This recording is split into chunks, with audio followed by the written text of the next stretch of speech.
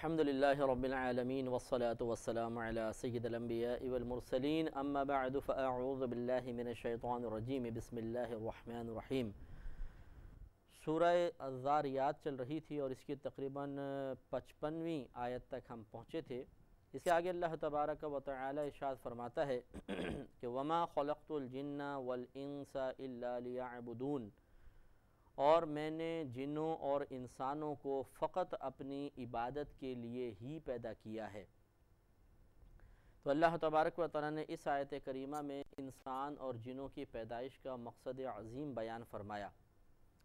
देखिए, अल्लाह तबारक व तआला ने दुनिया में जो कुछ पैदा फरमाया यकीनन किसी न किसी ख़ास मकसद के लिए और हिकमत के तहत पैदा फरमाया है। इंसान अशरफुल मखलूक़ात है तो यकीनन इसकी पैदाइश का मकसद भी सबसे अफजल और आला होगा। अल्लाह तबारक व तआला ने इंसान और जिन्नों की पैदाइश का यहाँ पर वही मकसद बयान फरमाया कि अल्लाह ताला ने तुम्हें खाने पीने के लिए, फ़ैशन करने के लिए, गुनाहों के ज़रिए लज्जत का सामान हासिल करने के लिए, बहुत ज़्यादा मालो मता जमा करने के लिए,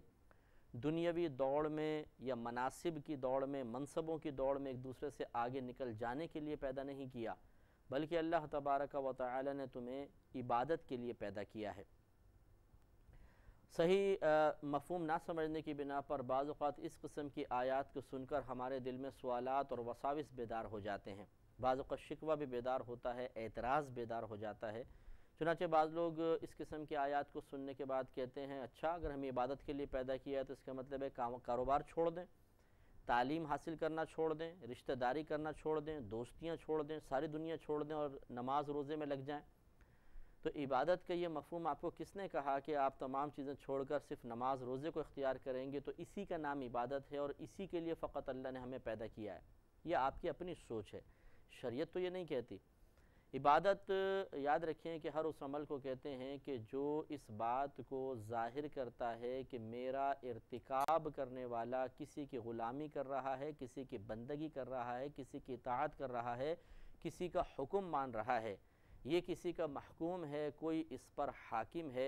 एक ज़ात ऐसी है जो इसे कोई ऑर्डर कर रही है, कोई हुक्म कर रही है और ये उसकी तामील कर रहा है। लिहाजा अब याद रखें कि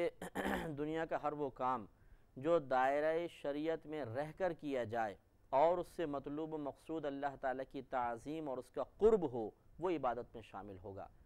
अगर वो खेल कूद भी हो, अगर इस नीयत से खेला जा रहा है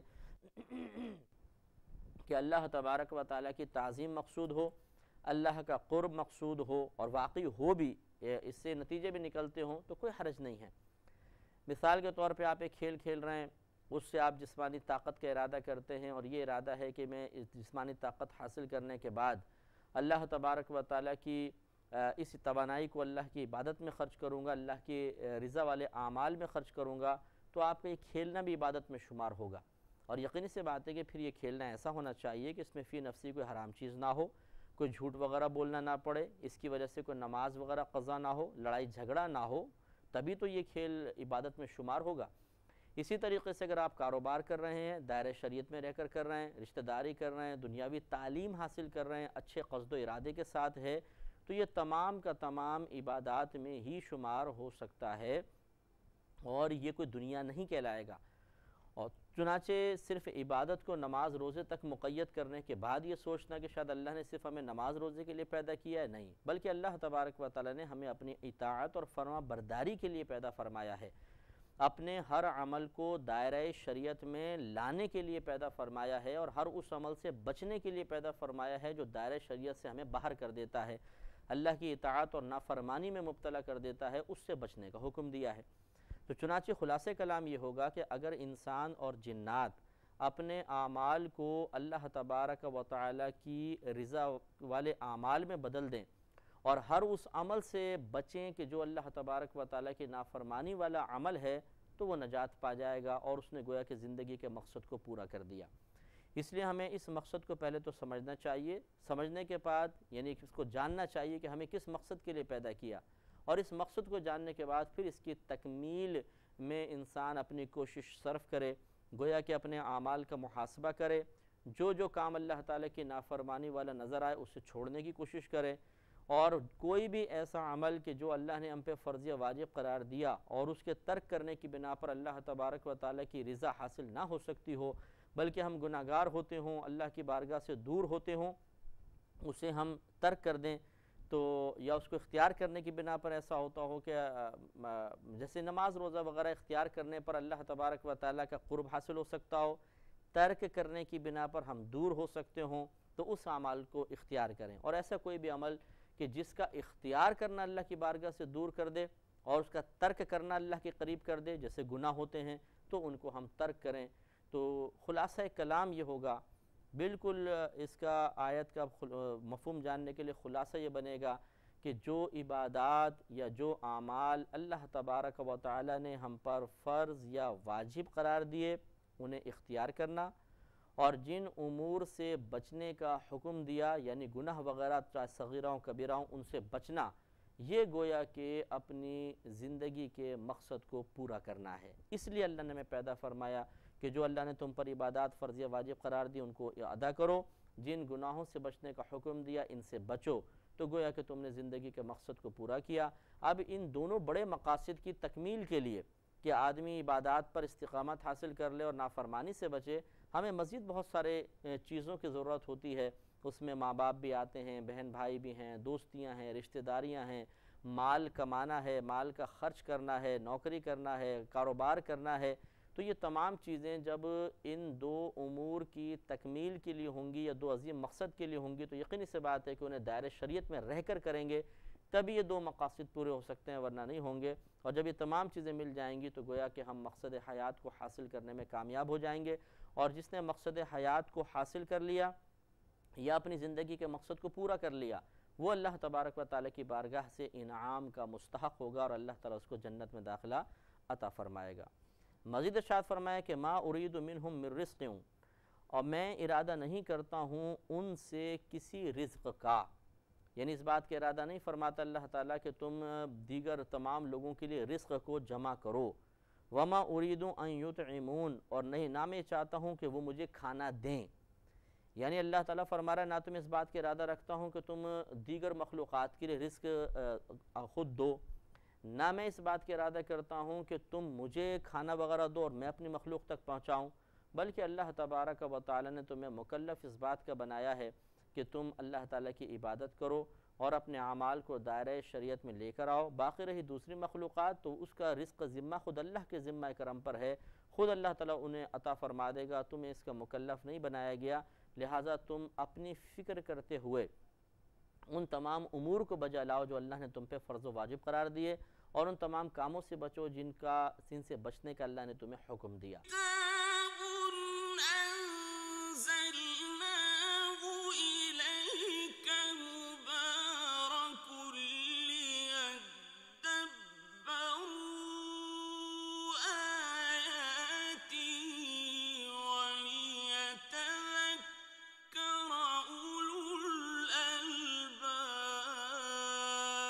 لہٰذا اب اس سے یہ بات بھی ثابت ہو گئی، اب یہ نہ سوچا جائے کہ جی اس کا مطلب ہے بیوی بچوں کا رزق بھی ہمارے ذمہ پہ نہیں رہا، اللہ تعالیٰ خود ہی فرمائے گا، بلکہ مراد یہ ہے کہ تم کوشش کرنا تمہارا کام ہے۔ اگر تم کوشش کرنے کے باوجود رزق حاصل کرنے میں ناکام رہتے ہو تو گویا کہ اللہ کی تقسیم ہی ایسی ہے، پھر تمہیں کوئی ٹینشن لینے کی ضرورت نہیں ہے۔ تمہارا کام ہے نان نفقہ ان تک پہنچانا، اگر پہنچا سکو گے تو یعنی اپنی تمام تر کوشش تم نے صرف کر دی اور اس کا نتیجہ بھی حاصل ہو گیا کہ تم نے انہیں نان نفقہ پہنچا دیا تو ٹھیک، یہ گویا کہ اللہ کا ہی پہنچانا ہے، اللہ نے تمہیں عطا فرمایا اور ان تک پہنچ گیا۔ اور بالفرض اگر تمہاری تمام تر کوشش کے باوجود تمہیں رزق حاصل نہ ہو سکا اور تم اپنے ان بیوی بچوں تک نہ پہنچا سکے تو اس کا مطلب ہے کہ اللہ تعالیٰ نے ہی ان کے رزق کو روکا ہے، اب اس میں تمہارے لیے کوئی قصور یا کمی کا کوتاہی کا پہلو نہیں ہے، تم آخرت میں قابل گرفت نہیں ہوگے۔ ان اللہ هو الرزاق، بے شک اللہ تبارک و تعالی وہ ہی رزق عطا فرمانے والا ہے، ذو القوت المتین، قدرت والا قوت والا ہے، قدرت والا ہے۔ فَإِنَّ لِلَّذِينَ ظَلَمُوا ذُنُوبًا مِثْلَ ذُنُوبِ أَصْحَابِهِمْ، تو بے شک ان ظالموں کے لیے یعنی کفار مشرکین منافقین کے لیے عذاب کی ایک ایسا ہی عذاب ہے ویسے تو یہ ترجمہ یہ ہے کہ ایک گناہ ہے ان کے ساتھیوں کے گناہ کے مثل، لیکن مراد گناہ کہہ کر گناہ کا عذاب مراد لیا جا رہا ہے کہ ان کفار و مشرکین جو اے حبیب کریم آپ کے زمانے کے ہیں، ان کے لیے بھی عذاب کی ایسی ہی ایک نوع ہے، ایک ایسی ہی قسم ہے جیسے ان کے ساتھیوں کے لیے تھی۔ ساتھی سے مراد پچھلی امت کے کفار، کہ جیسے ان کے لیے اللہ تبارک و تعالی نے دنیاوی عذاب اور اخروی عذاب تیار کر رکھا ہے، یا تیار کر رکھا تھا کہ دنیا کے عذاب میں مبتلا ہوئے، اخروی عذاب میں مبتلا ہوں گے۔ ایسے ہی آپ کی امت کے کفار ہیں کہ انہیں دنیا میں بھی بہت سی آزمائشوں کا سامنا کرنا پڑے گا، اور بالفرض اگر اللہ تبارک و تعالی نے اپنی مشیت اور حکمت کے تحت انہیں دنیا میں عذاب میں مبتلا نہ کیا تو یہ تو اللہ کا فیصلہ ضرور ہے کہ آخرت میں ان سب کو ایک جیسا عذاب دیا جائے گا۔ فلا یستعجلون، تو وہ مجھ سے جلدی نہ کریں، کیونکہ انہیں عذاب تو ہوگا، جلدی کرنے کی کوشش نہ کریں۔ اللہ تعالیٰ کا فیصلہ ایک مقررہ وقت پر ہی ظہور پذیر ہوتا ہے، لہٰذا یہ جلدی نہ مچائیں۔ فویل للذین کفروا من یومہم الذی یوعدون، تو کافروں کی بربادی ہے ان کے اس دن سے جس کا وعدہ دیے جاتے ہیں، یعنی جس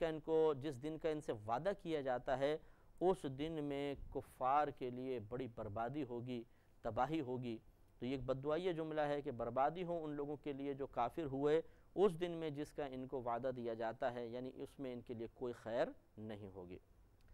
یہاں تک الحمدللہ سورہ ذاریات کی تقریباً 60 آیات مکمل ہوئیں، اس میں 60 آیات تھیں، اختتام ہوتا ہے۔ اور اب سورہ طور ہے، یہ بھی مکی صورت ہے، اور اس میں تقریباً 49 آیات ہیں، اور یہ مکی صورت ہے، اس میں بھی زیادہ تر عقائد کا بیان ہوگا، آخرت کے احوال کا ذکر کیا جائے گا۔ بسم اللہ الرحمن الرحیم۔ والطور، طور کی قسم، وکتاب مستور، اور اس کتاب کی،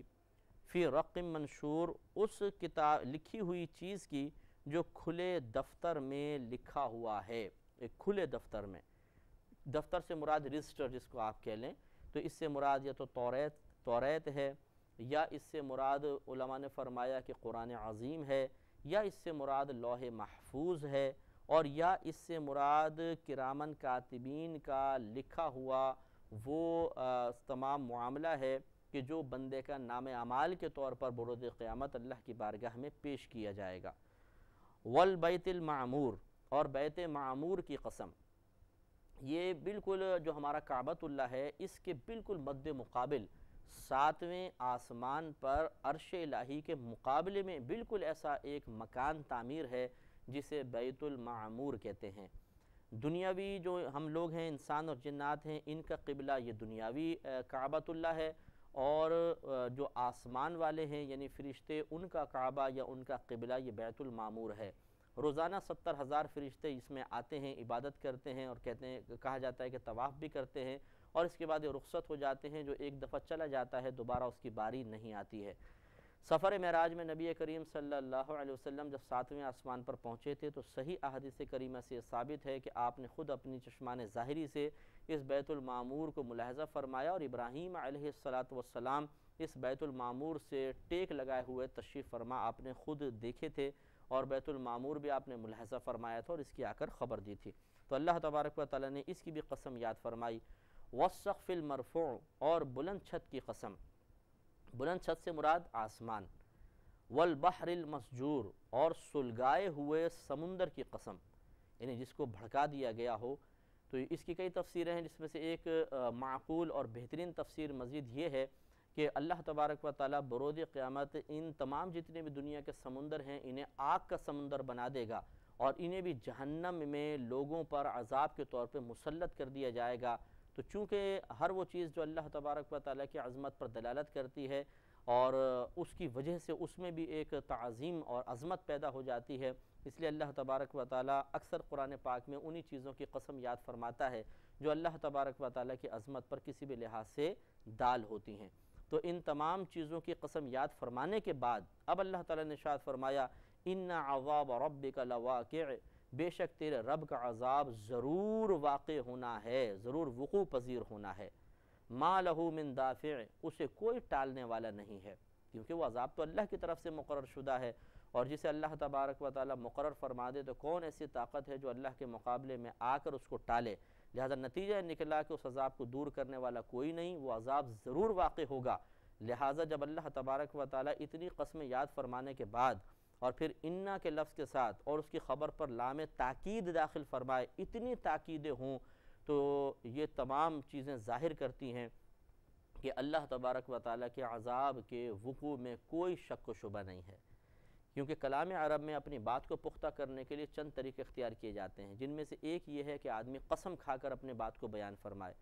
دوسرا یہ کہ اپنے کلام کو لفظ انا سے شروع کرے کہ انا حرف تحقیق ہے جو اس بات کو ثابت کرتا ہے کہ متکلم یہ بتانا چاہتا ہے کہ جو بات میں آپ کو بتا رہا ہوں، جو خبر میں آپ کو دے رہا ہوں، وہ بالکل تحقیق شدہ ہے، میں نے پوری تحقیق کر لی ہے۔ اور جب یہ انا کی خبر جب آتی ہے اس پر اگر لام تاکید داخل ہو جائے تو مزید تاکید پیدا ہوتی ہے، جیسے لا واقع اللہ نے بیان فرمایا، اتنی تاکیدوں کے بعد یہ بات بیان ہوئی تو اس سے معلوم ہوا کہ اس میں کوئی شک و شبہ نہیں ہے۔ ویسے تو اللہ کا فرمانا ہی کافی تھا، لیکن یہ مزید اتنی تاکیدیں، تو اللہ تبارک و تعالی ہمیں اس بات کا مزید کامل یقین عطا فرمائے اور عذاب سے محفوظ فرمائے، آمین۔ وآخر دعوانا ان الحمد للہ رب العالمین۔